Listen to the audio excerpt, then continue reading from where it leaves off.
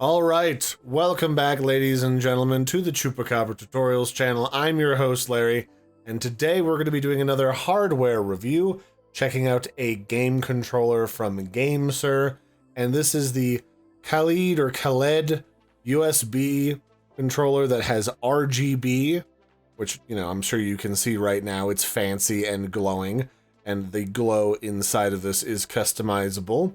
But it also features a couple other handy things, including Hall Effect joysticks, which, if you're not familiar with what Hall Effect is, it's using magnets to register the movement of both of these joysticks so that it doesn't wear out nearly as fast, and you don't have to worry about stick drift until you've been using this for several years, if at all.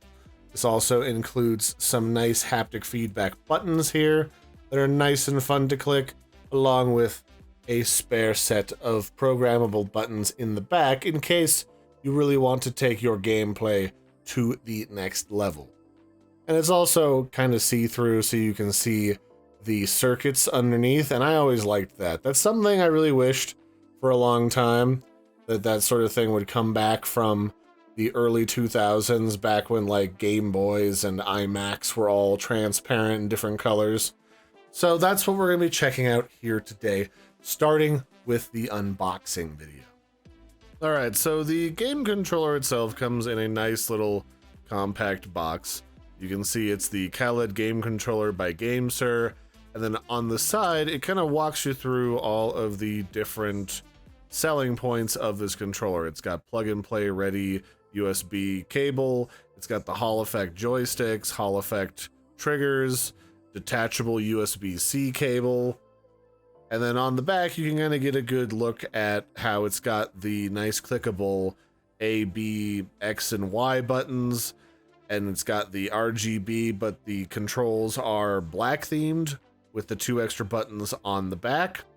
And then when we pop this bad boy open, you'll see that it comes in a little protective cardboard enclosure that's got a one-time use opener that kind of shows you that the controller hasn't been tampered with. And then you've got the controller in a cellophane wrapper, then a little pouch that contains your instruction booklet, quick start guide, free month of Xbox Game Pass, and a cleaning cloth.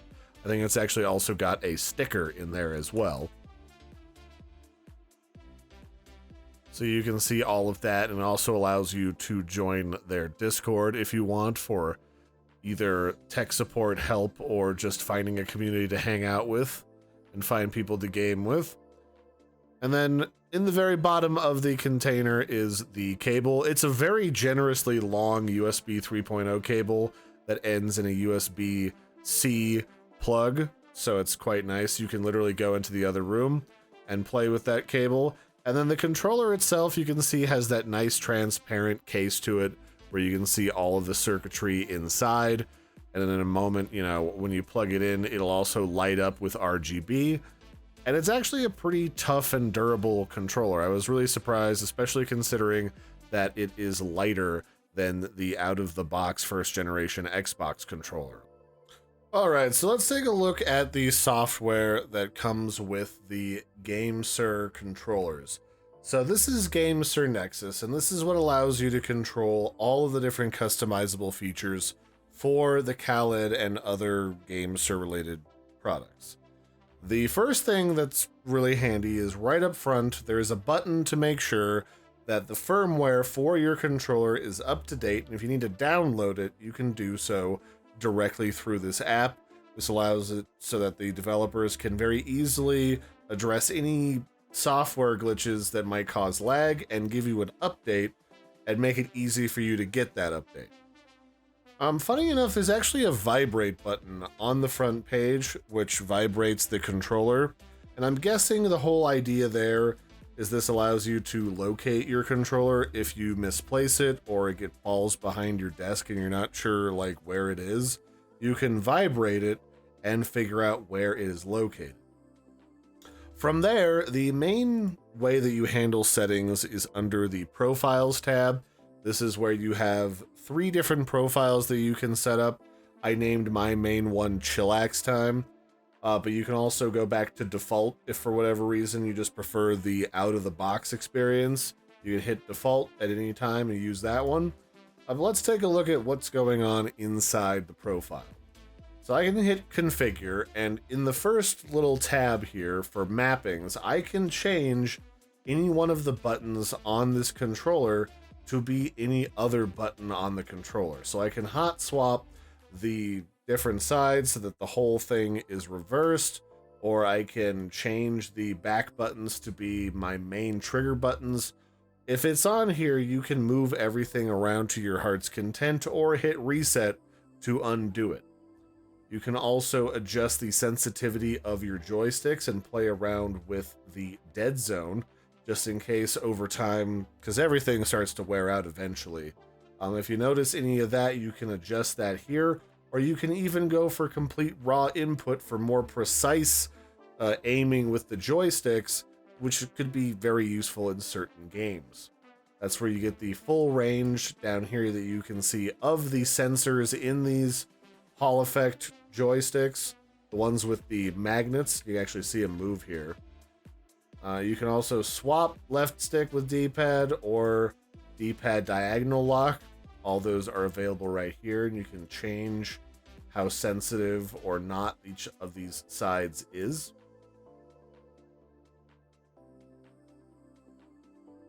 And then similarly, you also have a lot of control over the pressure that you use for your game triggers. So if you like having a not so sensitive trigger because you don't want to accidentally fire off a round in like Call of Duty or cast a spell in Elden Ring, you can change the range of your controllers here. Or if you want the triggers to have a hair trigger, you can click these to give them super sensitive yes or no. Like the second you click them, they're full bore. You can change these to be hair triggers if you want, and obviously you can see how strong your press is and how sensitive these triggers can be. You can also adjust the intensity of your vibration and what causes the vibration. You can even test it by clicking the triggers, which is really handy, and it's quite powerful at full strength. Like, I was surprised. Like, despite this being a lighter controller compared to the out-of-the-box Xbox controller, these are probably twice as strong, if not stronger, than just the default Xbox controller. And then, of course, my favorite, the thing that I messed with first, because, you know, we're talking about an animated RGB controller, is the ability to mess with all of the different animations and customize the colors by simply picking an animation over here on the side, and then clicking these little colors in order to change what colors everything animates between. And you can animate to up to 8 different keyframes of color for each individual style of animation here inside of the presets. And I'll actually turn my camera on here so that you can see this real fast. So the first one that's available for the controller is the flow animation, which kind of looks like a flow of water in a counterclockwise motion around the controller.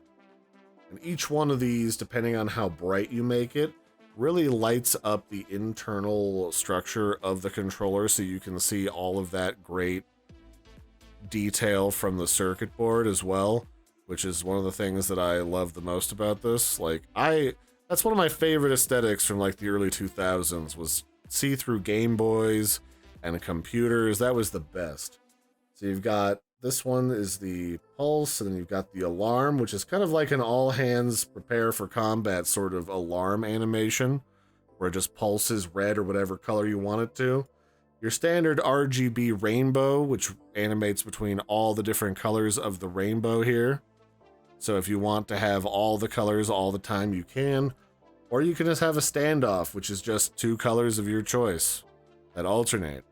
So for my personal preference, I like to have the pulse animation, and then I like to have it, I don't know. This one's kind of nice, but I want to have the colors to be kind of like a purple mixed with a teal blue, and then alternate that with teal on top on the other side, and then kind of like a deeper purple, rich purple on the bottom. And these have a lot of different keyframes to them. You can have up to 8 of them. I probably only need like 4 personally.